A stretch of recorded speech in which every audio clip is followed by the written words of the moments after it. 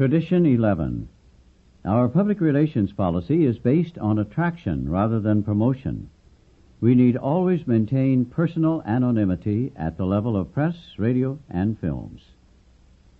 Without its legions of well-wishers, AA could never have grown as it has.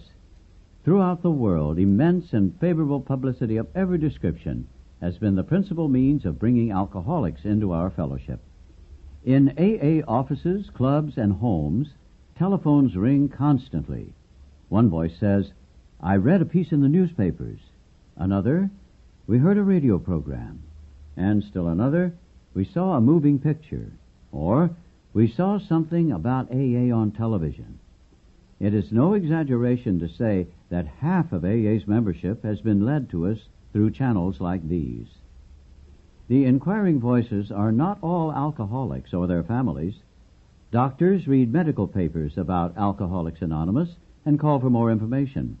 Clergymen see articles in their church journals and also make inquiries.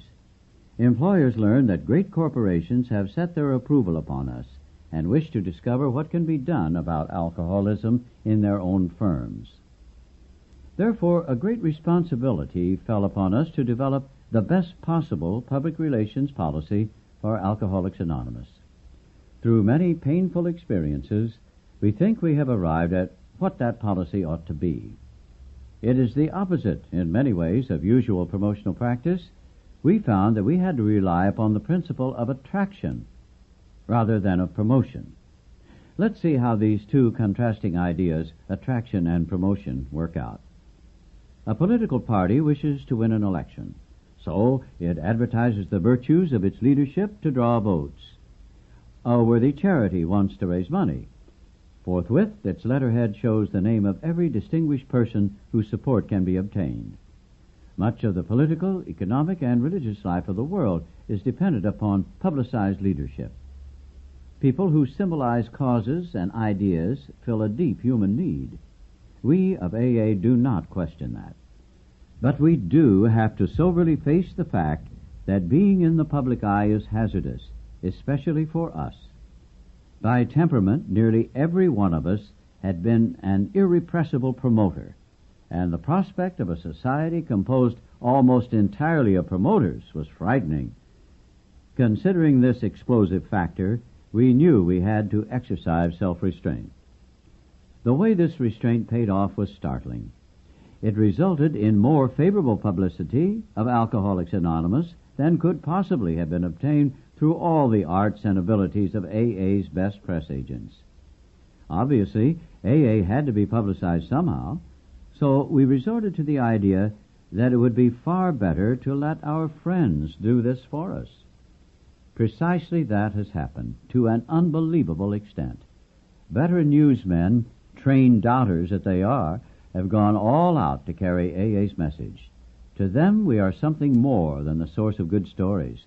On almost every news front, the men and women of the press have attached themselves to us as friends.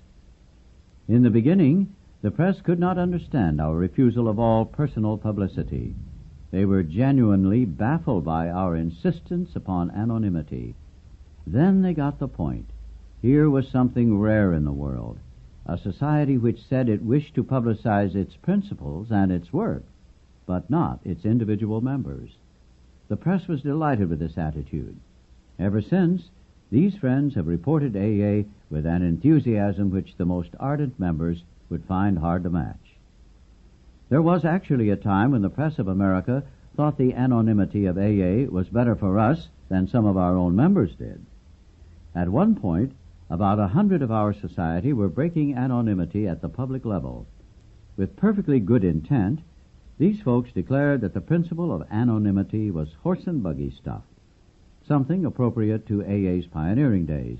They were sure that AA could go faster and farther if it availed itself of modern publicity methods. AA, they pointed out, included many persons of local, national, or international fame. Provided they were willing, and many were, why shouldn't their membership be publicized, thereby encouraging others to join us? These were plausible arguments, but happily our friends of the writing profession disagreed with them. The foundation Here, the book has a footnote which reads, in 1954, the name of the Alcoholic Foundation Incorporated was changed to the General Service Board of Alcoholics Anonymous Incorporated, and the Foundation office is now the General Service Office. Back to the text. The Foundation wrote letters to practically every news outlet in North America, setting forth our public relations policy of attraction rather than promotion, and emphasizing personal anonymity as AA's greatest protection.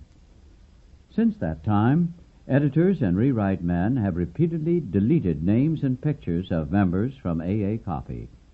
Frequently, they have reminded ambitious individuals of AA's anonymity policy.